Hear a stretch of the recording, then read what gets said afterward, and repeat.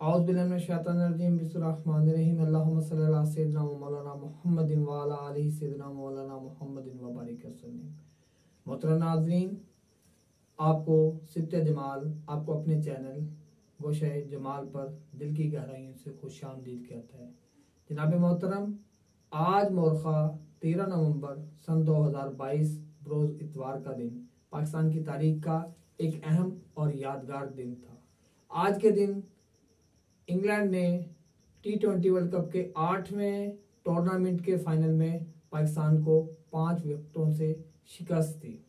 अगरचे आज के दिन पाकिस्तान को शिकस्त की तलखियों का सामना करना पड़ा और क्रिकेट के शायकीन के लिए एक बहुत तकलीफ देह और एक नाकाबिले बर्दाश्त सदमा और जज्बात का सामना करना पड़ा। मोहतरम नाज़रीन, यहाँ पर सवाल ये उठता है कि अगर फतह इंसान को खुशियों, शादमानियों, कामयाबियों और कामरानियों की नवीज़ सुनाती है, तो इसके बरअक्स शिकस्त भी हमें कुछ सीखने का मौका देती है। वैसे तो सीखने वाला हो तो हर एक कदम से, हर एक सांस से कोई ना कोई सबक हासिल कर सकता है, मगर जब बात शिकस्त की हो तो इंसान को बहुत कुछ सीखने पर और बहुत कुछ सिखाने पर सबक सिखाती है। अगर एक हवाले से देखा जाए, शिकस्त जो है हमें खुद एहतसाबी का मौका देती है। अगर हम शिकस्त से दिल बर्दाश्ता हो जाएं तो फिर आइंदा हम कभी भी फतह का सामना नहीं कर सकते। अगर हमें फतह हासिल करनी है आइंदा की ज़िंदगी में, तो हमें अपनी शिकस्त को नमूना बनाते हुए इससे हमें सबक सीखने के लिए बहुत कुछ मिलेगा।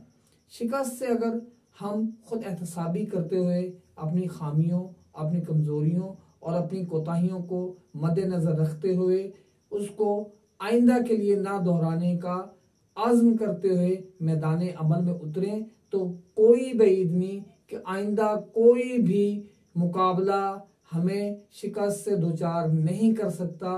अगर हम अपनी खामियों, अपनी कोताहियों और कमज़ोरियों पर काबू पाएं और उसे दोबारा ना दोहराएं, तो मद्दे मुकाबिल कोई भी हो, कोई भी शख्स हो, कोई भी कुव्वत हो, कोई भी ताकत हो, कोई भी टीम हो, तो हमें फतहमंद होने से कोई नहीं रोक सकता। मोहतरम नाज़रीन, अगर हम पाकिस्तान क्या अगर आलमी तारीख का भी मुताला करें तो हमें बहुत से ऐसे वाक़यात मिलते हैं जिस पर बड़े बड़े फातिहीन, बड़े बड़े सिपा सालार, बड़े बड़े जरीउल कदर जो ताकतवर लोग थे, उन्होंने शिकस्त की तलखियों का मजा चखा है। इसी हवाले से अगर हिंदुस्तान की तारीख का मुताला करें तो सन 1191 में तराइन के मैदान में पृथ्वीराज चौहान ने शहाबुद्दीन गौरी को इबरतनाक शिकस्त दी। इतनी बुरी तरह से शिकस्त दी कि वो वापस अपने जो दारुल हुकूमत गौर में गया और वहां पर जाकर वो मुद्दत तक अपनी शिकस्त को जो है वो शिकस्त की तकलीफियों को, शिकस्त की जो तलखियों को जो है बर्दाश्त करता रहा। बिल आखिर उसने अपना मुहासबा किया। उसने देखा कि मेरी फौज में के किन किन अमूर में खामियां हैं, कोताहियां हैं, कमजोरी हैं और हम किस तरह से उन खामियों, उन कोताहियों को दूर कर सकते, दूर करके दोबारा से मर्दे मैदान बन सकते। तो ठीक शहाबुद्दीन गौरी ने 1 साल तक अपनी खामियों, अपनी कमजोरियों और अपनी कोताहियों का मुहासबा करते हुए उन्हें दूर करने की पूरी जिद्दोजहद की। बिलाखिर 1 साल तक मुसलसल अपनी खामियों, कमजोरियों और कोताहियों को दूर करके शहाबुद्दीन गौरी उसी अज़्म के साथ, उसी मकाम पर, उसी मद्दे मुकाबिल 1192 में तराइन के मैदान पे पृथ्वीराज चौहान से नुबुर्द आज़मा हुआ और शहाबुद्दीन गौरी ने पृथ्वीराज चौहान को इबरतनाक शिकस्त दी। इतनी बुरी शिकस्त दी कि जो तारीख का एक बाब बनकर रह गई। पृथ्वीराज चौहान उस मैदान में मारा गया और उसकी सारी की सारी फौज तितर बितर हो गई और शहाबुद्दीन गौरी की उस खुद एहतसाबी के अमल ने हिंदुस्तान की तारीख का रुख मोड़ दिया और हिंदुस्तान की तारीख में आइंदा 650 साल तक मुस्लिम सल्तनत जो है वो कायम दायम रही। यानी कि जो 1191 में शिकस्त खाई शहाबुद्दीन गौरी ने, उस शिकस्त का मुहासबा किया, अपनी खामियों, अपनी कोताहियों, अपनी कमजोरियों को दूर किया और उस दूर करने का फल उसको 1192 में बाकायदा तौर पर मिला। 1192 से लेके और 1857 तक पूरे हिंदुस्तान पर किसी ना किसी तरह से इस्लामी सल्तनत कायम दायम रही। तो ये 650 की इस्लामी सल्तनत किस बात का हमें सबक दे रही है, हमें किस बात की जो है वो दावत दे रही है, वो यही है कि 1192 की अगर हम फतह को देखना चाहते हैं, उसके सम्राट को देखना चाहते हैं, उसके असरात को देखना चाहते हैं, तो ठीक एक साल हम पीछे जाएं। 1191 में अगर शहाबुद्दीन गौरी उस शिकस्त से दिल बर्दाश्ता हो जाता है, अगर डिसहार्ट हो जाता, अगर वो अपना दिल छोड़ बैठता, तो दोबारा वो कभी भी जो है वो पृथ्वीराज चौहान का मुकाबला नहीं कर सकता। लेकिन वो दिल बर्दाश्ता नहीं हुआ, बल्कि नए अज़्म, नए इरादे, नए जोश जज्बे के साथ अपनी खामियों, कोताहियों और कमजोरियों को दूर किया और ठीक एक साल के बाद उसी मैदान में आकर अपने मद्दे मुकाबिल को शिकस्त फास से दो चार करके खुद मर्दे मैदान बन गया। इसी हवाले से एक और जो है तारीखी हकायत मौजूद है कि जब अमीर तैमूर अपनी दर पे नाकामियों से दिल बर्दाश्ता हुआ, आखिर उसने अपने जहन से, अपने वहमो गुमान से तख्त व ताज का ख्वाब उतार दिया और गोशा नशीनी की ख्वाहिश लेकर एक सुनसान वीरान इलाके में मौजूद एक गार में गोशा नशीन हो गया और उसने सोचा कि बकिया जिंदगी इसी गोशा नशीनी में गुजरेगी।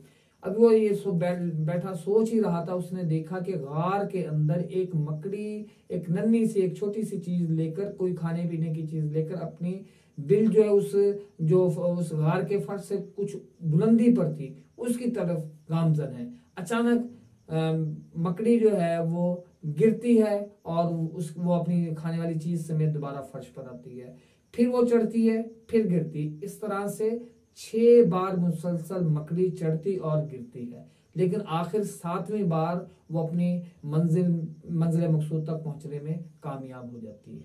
इसी चीज को देखकर अमीर तैमूर एक नए जोश, जज्बे और वलवले के साथ उठा और उसने अपने आप से मुखातिब होकर कहा, ए अमीर तैमूर, तू इतना बड़ा बहादुर, इतना बड़ा सिपा सलार, इतना बड़ा जो है जर्नैल अपने आप में बनता है, क्या तू इस मकड़ी से भी गया गुजरा है? मकड़ी ने मुसलसल 6 शिकस्तों का सामना किया मगर वो दिल बर्दाश्ता नहीं हुई। वो अपने अज़्म और इरादे में मुहक्कम तौर पर जो है वो अपनी मंजिल की जानिब रमा दमा रही और आखिर 7वीं मरतबा वो अपनी मंजिल मकसूद तक पहुंचने में कामयाब हो गई। तो ये चीज आपको एक दर्स देता है, एक सबक सीखता है कि वो कौन सी वजूहात थी जिसकी वजह से आपको शिकस्तों का पैदर पे शिकस्तों का सामना करना पड़ा।